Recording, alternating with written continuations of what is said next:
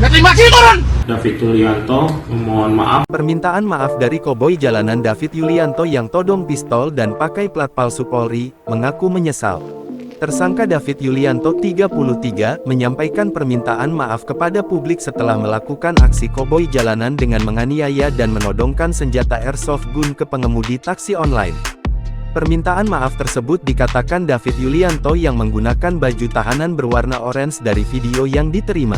Saya, David Yulianto, memohon maaf kepada masyarakat Indonesia dan institusi Polri atas perilaku saya yang arogan dan melanggar hukum, serta menggunakan plat nomor dinas Polri palsu sehingga membuat masyarakat marah dan menurunkan citra institusi polisi. Saya sangat menyesal dan siap mengikuti proses hukum yang berlaku. Terima kasih. David Yulianto meminta maaf kepada seluruh masyarakat dan institusi Polri karena telah bersikap arogan dengan aksinya pada pengemudi taksi online tersebut. David Yulianto mengakui bahwa aksi yang dilakukannya beberapa hari lalu itu melanggar hukum.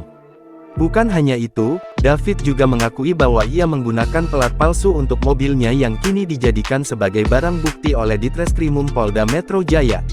Ia menyadari aksinya membuat masyarakat marah dan merusak nama Korps Bayangkara. David mengaku sangat menyesal karena tindakannya itu dan siap menghadapi proses hukum yang berlaku. Diketahui sebelumnya, kejadian penganiayaan itu terjadi ruas tol Jakarta, Tangerang, dekat pintu eksit tol Tomang, Jakarta Barat, pada Kamis malam, tanggal 4 Mei. Korban, Hendra menuturkan, kejadian tersebut diprakarsai oleh masalah sepele, yakni Hendra ingin berpindah jalur karena akan keluar dari tol tersebut.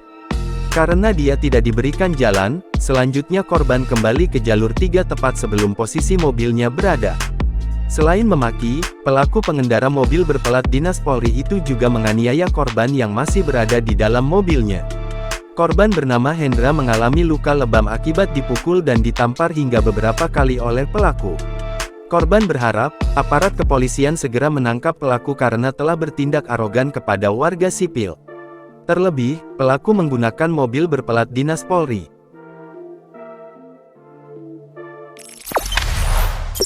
Jangan lupa subscribe, share, komen, dan like ya!